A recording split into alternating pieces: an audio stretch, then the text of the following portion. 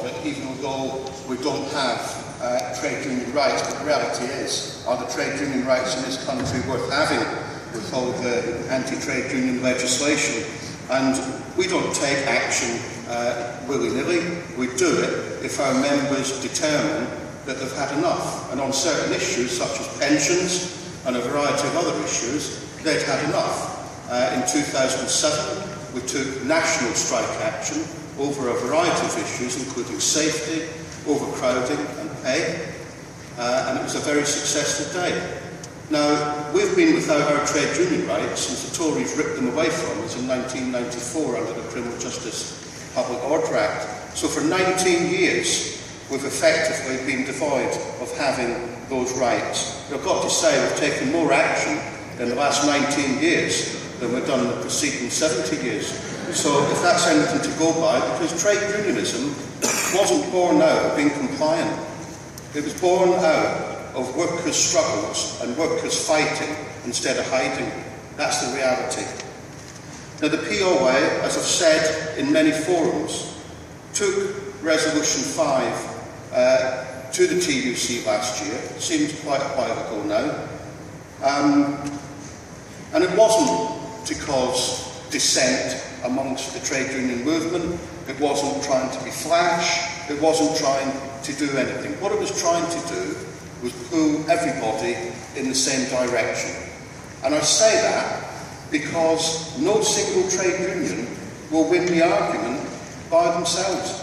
Might help their own industries and their own sectors gain concessions, but it's not going to achieve anything substantial.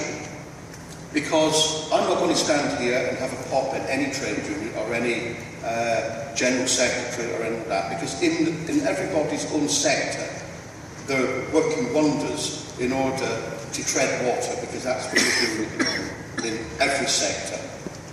The reality is, as you've heard, the CWU are coming for action in relation to privatisation of Royal Mail, and quite rightly so. PCS have been leading the way on a variety of different strikes. RMT are doing the same. Unite and other trade unions, the teaching unions, the POA. But what we need to do is pull it together. Pull it together, as Linda and Rob have said, and start talking about a coalition of the willing to coordinate. I don't care whether we call it a general strike, I don't care whether we call it Mickey Mouse, but the reality is pull it together so that we're coordinating mass action, mass direct action, because that's the only thing that this coalition government will understand.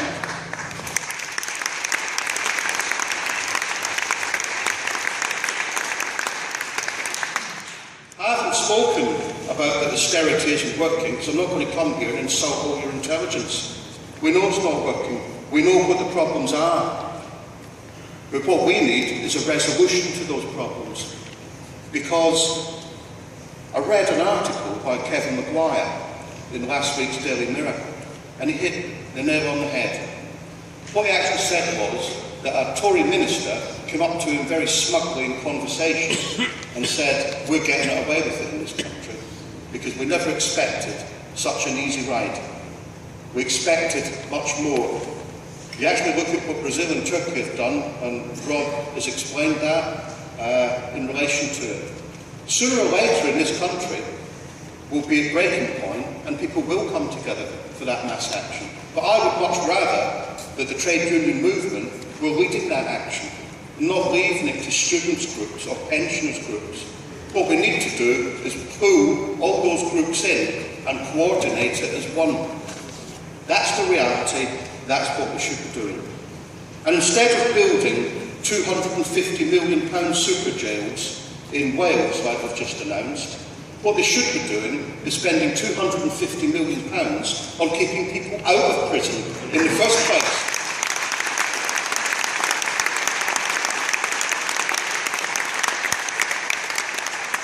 Because until you get to the root problems of crime, such as drugs, mental health, poor housing, unemployment, lack of education, we're just going to go around perpetual revolving door syndrome.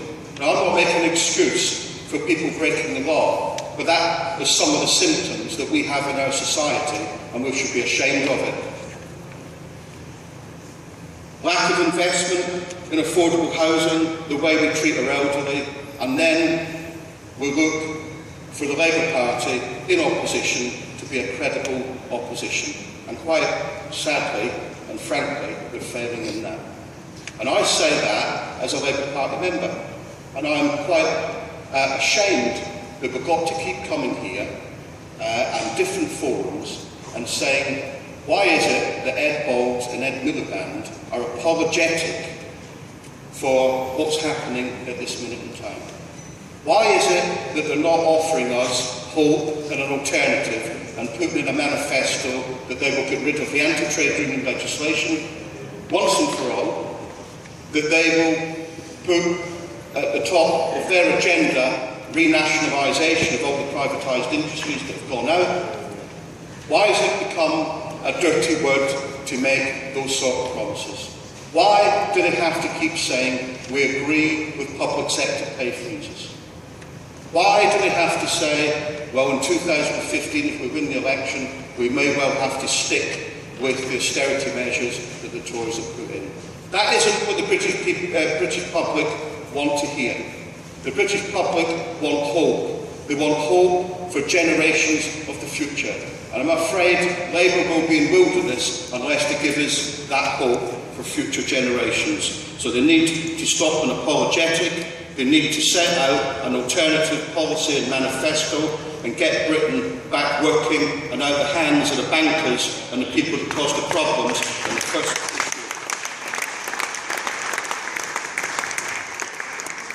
Colleagues, we've got to get over the fear.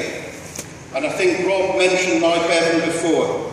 Well, it was Nye Bevan that said, we know what happens to people who stay in the middle of the road. They get run down. And I say, if we stay in the middle of the road, we're going to get run down. So the trade union movement needs to be alive and kicking come this TUC Congress, and we need to start putting plans of action in that takes collective and joined up action so that we can rock this government to its foundations. Thank you.